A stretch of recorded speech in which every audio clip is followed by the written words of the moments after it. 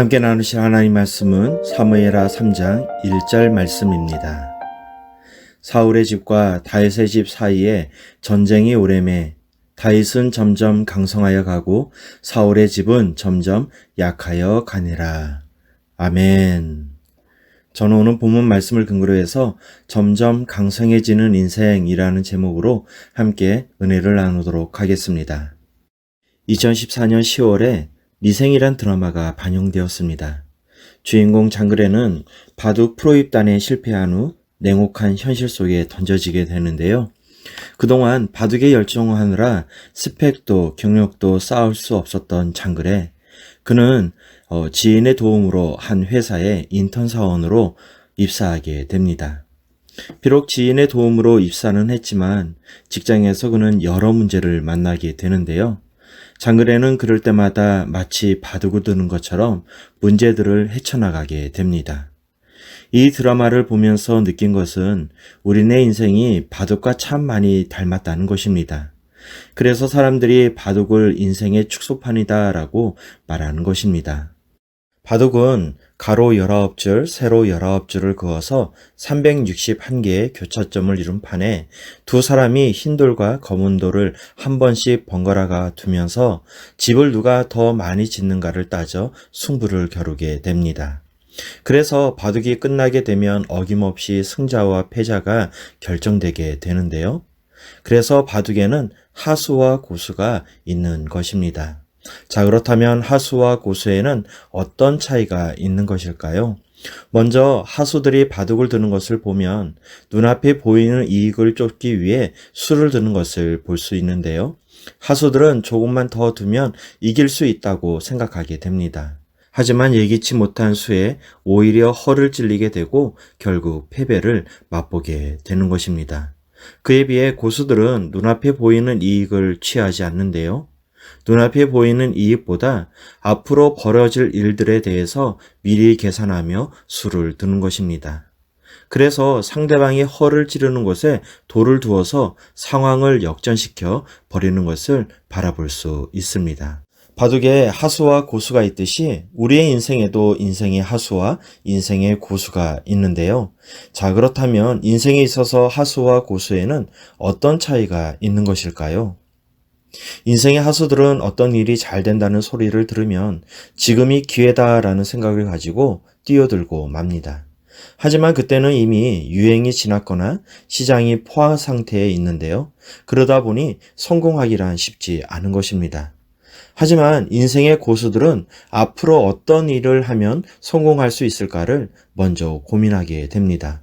철저하게 조사하고 계획을 세워서 성공할 수 있다는 확신이 들 때 일을 시작하게 되는데요. 이들은 최소 몇 년 앞을 바라보며 일을 시작하기 때문에 경쟁할 필요가 없습니다. 그래서 성공적인 삶을 살아갈 수 있는 것입니다. 우리들은 한 번뿐인 인생을 살아가게 되는데요. 그래서 실패하지 않는 성공적인 삶을 살고자 희망하는 것입니다. 한치 앞을 내다볼 수 없는 우리가 어떻게 살아야 성공적인 삶을 살아갈 수 있는 것일까요? 성경을 보면 수많은 인물들의 삶에 대해 이야기하고 있습니다. 어떤 사람은 인생의 쓴맛을 보며 실패자의 삶을 살아가는가 하면 어떤 사람은 성공적인 삶을 살아가는 것을 볼 수 있는데요. 자, 오늘은 사울과 다윗의 삶을 통해서 어떻게 하면 성공적인 삶을 살아갈 수 있는지 함께 알아보도록 하겠습니다. 이 성경을 읽다 보면 사울과 다윗이라는 인물이 참 많이 닮았다는 것을 알 수 있는데요. 사울과 다윗은 하나님께 기름 부음 받아 똑같이 30세에 왕이 되었습니다. 그들은 왕이 되어서 똑같이 40년 동안 이스라엘을 통치하게 되는데요. 비슷한 연대에 그들은 평생 전장을 누비며 삶을 살아가게 됩니다. 즉 사울과 다윗은 시작한 시점도 비슷하고 살아온 환경도 비슷하다는 것을 알 수 있습니다. 비록 그들의 시작은 비슷했지만 그들의 끝은 서로 달랐습니다. 사울은 하나님께 버림받아 악한 영에 시달리다 결국 전쟁터에서 쓸쓸한 죽음을 맞이하게 되었고요. 또 이에 비해 다윗은 이스라엘 역사상 가장 위대한 왕이면서 하나님께도 인정받는 왕이 될 수 있었습니다. 사울과 다윗은 왜 서로 다른 결말을 맞이하게 된 것일까요? 바둑을 둘 때 가장 주의할 것은 바로 방심입니다. 방심은 상대방을 만만히 보는 교만한 마음에서부터 시작하는데요. 교만이란 단어를 사전에 찾아보니 잘난 체하며 방자하게 뽐내는 것이라고 말하고 있습니다. 자, 그런데요. 성경에서 말하는 교만이란 그런 것을 말하는 것이 아닙니다. 성경에서 말하는 교만이란 자만하여 하나님의 뜻을 거스르는 것, 더 나아가서 하나님과 동등해지려고 하는 것을 말하는 것입니다. 사울은 처음에는 겸손한 왕이었습니다. 하지만 왕이 되자 그는 자만에 빠져서 하나님께 순종하지 않고 자기 중심적인 삶을 살아가는 것을 볼 수 있는데요. 이렇게 교만한 마음에 빠지게 된 사울을 하나님께서는 버리셨다고 말씀하고 있습니다. 사무엘상 15장 26절 말씀입니다. 사무엘이 사울에게 이르되 나는 왕과 함께 돌아가지 아니하리니 이는 왕이 야훼의 말씀을 버렸으므로 야훼께서 왕을 버려 이스라엘 왕이 되지 못하게 하셨음이니이다 하고, 우리가 기억해야 할 것은 우리를 낮추시는 것도 높이시는 것도 모두가 하나님께 있다는 것입니다. 사울은 왕이 되고 나서 그 자리가 익숙해지다 보니 점점 교만한 마음이 생기게 되었는데요. 하나님께서 기름 부어 주셔서 왕으로 세워 주셨지만 사울은 그 사실을 망각한 채 왕으로서 군림만 하려 했던 것입니다. 하지만 다윗은 그러한 삶을 살지 않았습니다. 다윗 역시 왕으로서 얼마든지 마음껏 누리며 살 수 있었는데요. 하지만 다윗은 언제나 겸손한 모습으로 하나님을 섬기며 살았던 것입니다. 어느 날 다윗이 성에서 창밖을 내다보게 되었는데요. 그때 다윗의 시선이 멈춘 곳이 있었습니다. 그곳은 다름 아닌 하나님께서 거하시는 회막이었습니다. 자신은 하나님의 은혜로 왕이 되어서 이렇게 크고 아름다운 성에 살고 있었는데 하나님께서 거하시는 회막을 바라보니 초라해 보였던 것입니다. 그래서 다윗은 나단 선지자를 불러 이렇게 말을 하는데요. 사무엘하 7장 2절 말씀입니다. 왕이 선지자 나단에게 이르되 볼지어다 나는 백향목 궁에 살거늘 하나님의 궤는 휘장 가운데 있도다. 다윗은 언제나 하나님만 바라보았습니다. 이런 다윗의 모습을 바라보신 하나님께서는 기뻐하시며 다윗과 늘 함께해 주셨던 것입니다.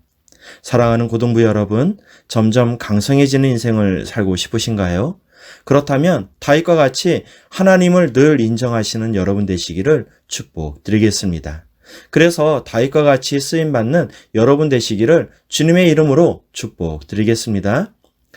바둑이나 장기를 두다 보면 옆에서 훈수드는 사람이 있습니다. 이 도움을 받는 사람에게는 천군만마이겠지만 상대편에게는 그런 꼴불견이 없을 텐데요. 바둑을 두는 사람의 실력이 부족해도 실력 좋은 사람이 훈수를 두게 된다면 쉽게 경기를 이길 수 있기 때문입니다. 만약 바둑을 두는데 이세돌과 같이 고수가 훈수를 둔다면 어떻게 될까요? 바둑을 처음 두는 사람이라 할지라도, 그래서 거기에 왜 돌을 놓아야 하는지 알지 못한다 할지라도 이세돌이 두라고 하는 곳에 돌을 두기만 한다면 언제든지 승리할 수 있을 것입니다. 왜냐하면 돌은 내가 놓는 것이지만 모든 상황을 컨트롤하는 것이 바로 이세돌이라는 조력자가 하는 것이기 때문입니다. 우리의 인생도 마찬가지입니다. 우리는 인생을 살아가면서 우리의 인생의 모든 것을 스스로 판단하고 결정해야 하는데요. 아무리 가까운 친구라 할지라도, 아무리 낳아준 부모라 할지라도 모든 것을 대신 선택해 줄 수는 없다는 것입니다. 자, 그런데요. 비록 경험이 없고 지혜가 부족한 우리지만 천지를 창조하시고 만물의 주인 되시는 하나님께서 우리의 조력자가 되어 주신다면 어떻게 될까요? 우리가 부족하지만, 그래서 실수투성이지만 하나님께서 조력자가 되어 주셔서 우리의 삶을 이끌어 주신다면 우리는 성공적인 삶을 살아갈 수 있을 것입니다. 우리는 성령님을 흔히 보혜사 성령님이라고 부르는데요. 우리는 왜 성령님을 보혜사 성령님이라고 부르는 것일까요? 여기서 보혜사란 헬라어로 파라클레토스라는 단어로 쓰고 있는데요. 파라클레토스란 다른 사람에게 도움을 베풀도록 부름을 받은 자라는 뜻으로 변호사, 조력자, 위로자, 상담자를 뜻하는 것입니다. 즉 성령님께서는 우리의 조력자가 되어주시고 위로자가 되어주시고 상담자가 되어주신다는 것입니다. 다윗은 모든 문제를 스스로 판단하지 않았습니다. 문제를 만날 때마다 그 문제를 해결할 수 있는 보혜사 성령님께 도움을 구한 것인데요. 사무엘상 23장 2절 말씀입니다. 이에 다윗이 야훼께 묻자와 이르되 내가 가서 이 블레셋 사람들을 치리이까? 야훼께서 다윗에게 이르되 가서 블레셋 사람들을 치고 그 일 나를 구원하라 하시니. 이와 같이 보혜사 성령님은 다윗의 조력자가 되어주셔서 다윗의 삶을 이끌어 주신 것을 볼 수 있습니다. 자, 그렇다면 사울은 어떤 삶을 살았을까요? 사울이 교만에 빠져 하나님께 불순종할 때 보혜사 성령님은 더 이상 사울과 함께하지 않았습니다. 보혜사 성령님이 떠나가시자 그 자리에 악한 영들이 들어서게 되는데요. 악한 영들은 사울에게 피해의식과 공포심과 불안감을 심어 주었습니다. 두려움에 떠는 사울이 하나님께 간절히 기도했지만 하나님께서는 더 이상 그에게 그 어떤 말씀도 주시지 않으셨습니다. 사무엘상 28장 5절로 6절 말씀입니다. 사울이 블레셋 사람들의 군대를 보고 두려워서 그의 마음이 크게 떨린지라. 사울이 야훼께 묻자오되 야훼께서 꿈으로도 우림으로도 선지자로도 그에게 대답하지 아니하시므로.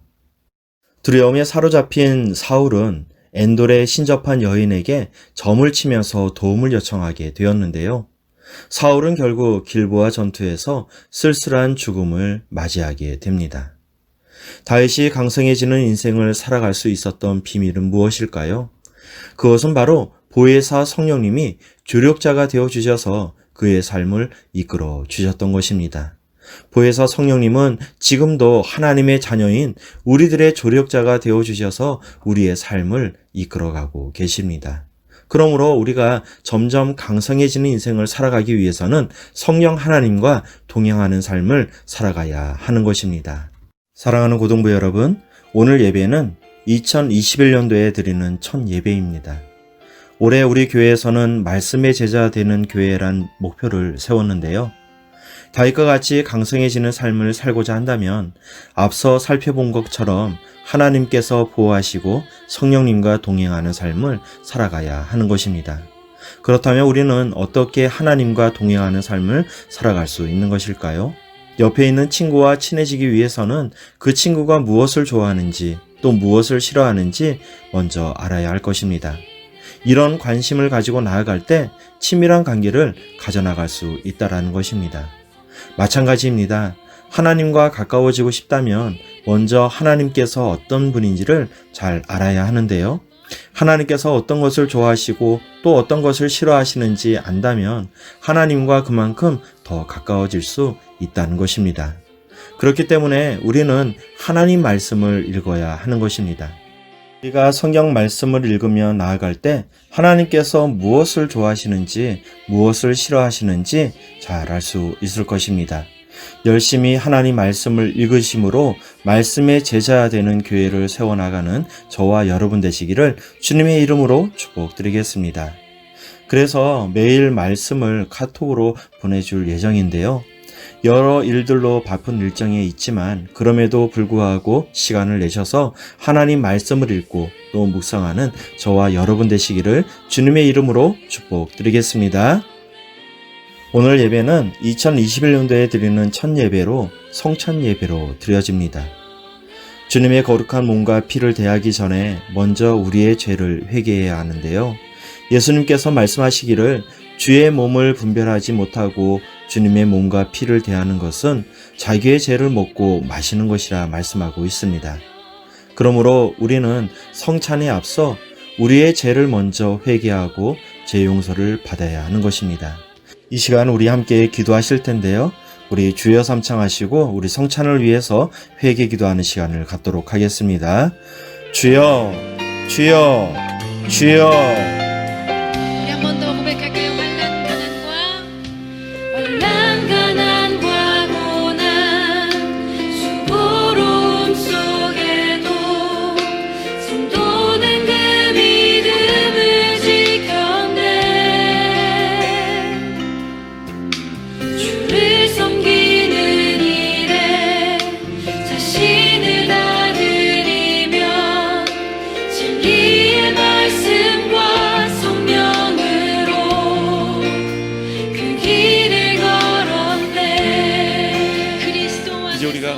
성찬을 대하는 시간입니다. 다시 한번 주님 이름 간절히 3번 부르며 기도할 때에 주님, 이제 우리 예배의 간격을 넘어 말씀의 제자가 되는 삶으로 나아가길 원합니다. 주님, 우리와 함께하여 주시옵소서. 우리가 이 떡과 잔을 마실 때 나를 위해 몸짓고 피 흘려주신 주님과 함께 연합되어져서 우리가 모든 삶의 고난이 떠나가고 육신의 질병이 떠나가고 마음의 상처가 떠나가 우리가 예수님 제자가 되어 살아가기에 부족함이 없게 하여 달라고 주님 이름 간절히 3번 부르는 후에 통성으로 기도합니다. 주여, 주여, 주여. 사랑과 은혜가 충만하신 좋으신 아버지 하나님, 오늘 성찬을 대합니다. 나를 위해 몸짓고 피 흘리신 예수님, 그 예수님을 기념하여 우리가 그 주님 기억하고 또 이 성찬을 대할 때 주님과 온전히 연합되어짐을 경험할 수 있도록 예수님 도와주시고 은혜 베풀어 주시옵소서. 우리가 우리의 죄를 다시 먹고 마시는 잘못을 범하지 아니할 수 있도록 주님 도와주시되, 특별히 간구하고 사모하는 마음으로 성찬을 대하는 성도님들 육체의 질병을 사하여 주시고, 아버지 하나님 마음의 아버지 하나님 상처를 꿰매주시고 그것이 예수님 만져주신 흔적이 되어 기쁨과 아버지 하나님 영광의 삶을 살아갈 수 있도록 주님 도와주시옵소서. 우리의 삶에 아버지 하나님 하나님이 낯설게 느껴졌는데 이제 주님 함께 다시 연합되어짐으로 말미암아 주님이 가장 친밀하고 세상 끝날까지 나와 함께 하시는 주님 손 꼭 붙들 수 있는 시간이 되게 하여 주시옵소서. 감사드리며 예수 그리스도 이름으로 기도합니다. 내가 너희에게 전하는 것은 주께 받은 것이니 곧 주 예수께서 잡히시던 밤에 떡을 가지사 축사하시고 떼어 이르시되 이것은 너희를 위하는 내 몸이니 이것을 행하여 나를 기념하라 하시고, 식후에 또한 그와 같이 잔을 가지시고 이르시되 이 잔은 내 피로 세운 새 언약이니 이것을 행하여 마실 때마다 나를 기념하라 하셨으니 너희가 이 떡을 먹으며 이 잔을 마실 때마다 주의 죽으심을 그가 오실 때까지 전하는 것이니라. 그러므로 누구든지 주의 떡이나 잔을 합당하지 않게 먹고 마시는 자는 주의 몸과 피에 대하여 죄를 짓는 것이니라. 사랑이 많으신 좋으신 아버지 하나님, 오늘 우리가 흩어진 교회가 되어 온라인으로 예배를 드리며 주님 우리의 예배 처소에서마다 주님 나를 위해 몸짓고 피 흘리신 살과 피를 대합니다. 주님, 우리가 이 살과 피를 대할 때 우리가 온전히 주님과 연합되어지게 하여 주심으로 말미암아 우리의 모든 삶의 고난과 슬픔과 낙심과 절망이 떠나가게 하여 주시고, 육체의 질병이 씻김받게 하여 주시고, 마음의 상처가 아버지 하나님 만져주신 흔적으로 변화되어지게 하여 주시옵소서. 간구하고 기도할 때 우리의 죄를 다시 먹고 마시는 실수와 잘못을 범하지 아니할 수 있도록 주님 우리와 함께하여 주실 줄 믿사옵고 예수 그리스도 이름으로 기도합니다. 아멘. 이제 가정에 준비되어진 성찬을 우리가 함께 대하며 찬송가 229장 함께 찬송하겠습니다.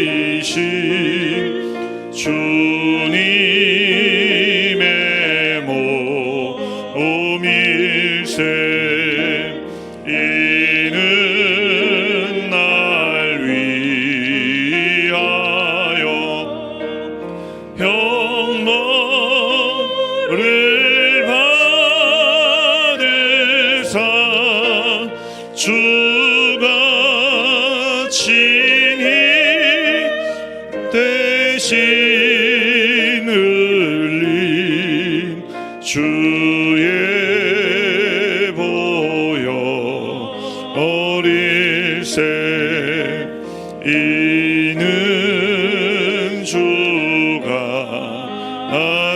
지금 나에게 주시는 영생하는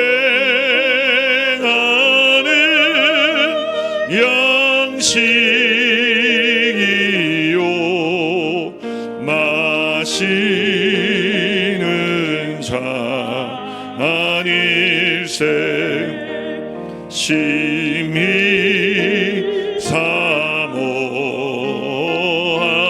사모하는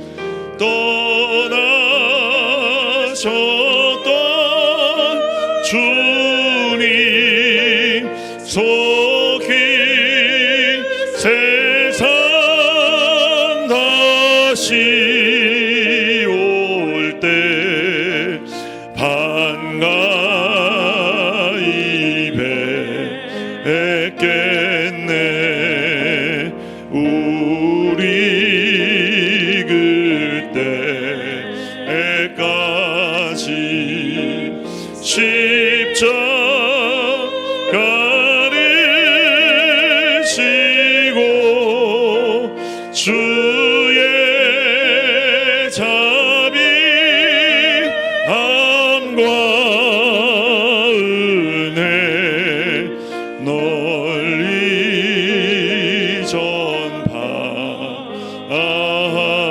전파하세. 제가 여러분 위해 기도해드리기 원합니다. 오늘 말씀대로 살기 원하시는 분들은 가슴에 손을 얹어주시고, 몸이 아프신 분들은 아픈 곳에 믿음으로 손을, 마음에 염려 근심 걱정 불안 초조함 있으신 분들은 믿음으로 가슴에 손을 얹어주시고, 연여 기도할 때 자녀들을 위해 기도하기 원하시는 분들은 머리에 손을 얹어주시기 바랍니다. 주님 보십시오. 거룩한 주의 백성들, 이제 예배 간격함을 뛰어넘어 2021년도 말씀의 제자가 되는 삶을 향해 출발을 합니다. 주님께서 오늘 찢기신 살과 피를 대하며 연합되어 이제 세상 가운데로 달려나가는 거룩한 주의 백성들의 삶에 성령의 기름을 부어주시고 은혜의 소낙비를 부어주시며 성령의 불로 우리를 태워주셔서 나는 죽고 예수가 살아나며 말씀으로 충만하여 주님께서 가장 기뻐하시고 원하시는 삶을 살아낼 수 있도록 올 한 해 동안 역사해 주시옵소서. 하나님 아버지, 오늘 몸이 아프고 병들어 아픈 곳에 믿음으로 손을 얹고 마음이 찢기고 상처난 부분이 있어 주님 만져주시기를 간절히 바라며 믿음으로 가슴에 손을 얹은 주의 백성들 기억하여 주셔서 머리끝서부터 발끝까지 어린 양 예수 그리스도 보혈의 피를 우리의 육신에 뿐만 아니라 마음에도 부어주셔서 우리의 마음이 시원해지게 하여 주시고 보혈의 피가 흘러가 닿는 곳곳마다 치료의 강권적인 역사가 나타나고 드러나게 하여 주시며 모든 우리의 육신의 연약함을 또 마음의 연약함을 가지고 들어와 있는 악하고 더러운 모든 귀신의 세력이 떠나가게 하여 주시옵소서. 볼지어다 내가 세상 끝날까지 너희와 항상 함께 있으리라 주님 말씀하셨습니다. 주님 우리와 함께 하심을 믿고 우리가 믿음으로 전진해 나아갈 수 있도록 도와주시옵소서. 우리 연로하신 부모님들 코로나19의 때 면역력을 높여주시고 무병장수하실 수 있도록 주님께서 도와주시며 우리 성도님들 이때 직장생활과 사업을 지켜주셔서 기가 막힌 시대에 베풀어 주시는 기가 막힌 은혜를 누리게 하여 주시옵소서.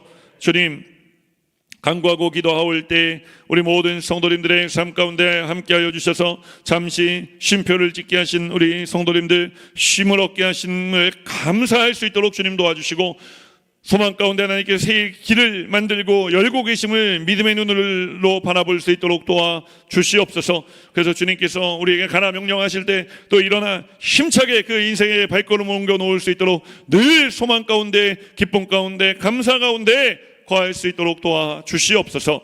아버지 하나님, 우리 가정의 자녀들을 위해 기도합니다. 우리 가정의 자녀들 간구하올 때 예수 잘 믿고 성령 충만하게 하여 주셔서 이제 진학의 문을 또 취업의 문을 열어주시고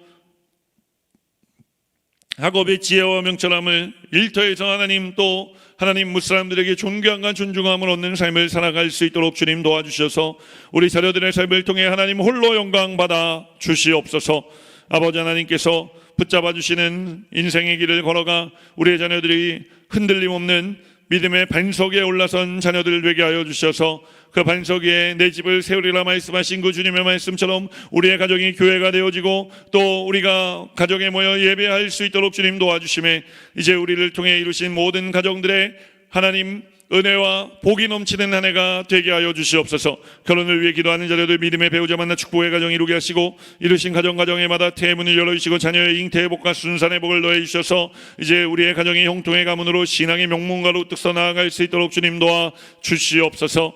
아버지 하나님, 군에 가 있는 자녀들, 해외 유학 나가 있는 자녀들 가운데 함께 해주셔서 우리가 그 아이들 24시간 돌볼 수 없음을 고백합니다. 그러나 주님께서 하실 수 있사오니 주님께서 붙잡아 주시고 주님께서 안전하게 하여 주시옵소서. 강하고 오이로운 오른팔을 활짝 펴주셔서 우리의 자녀들을 안아주시고 지켜 주시옵소서.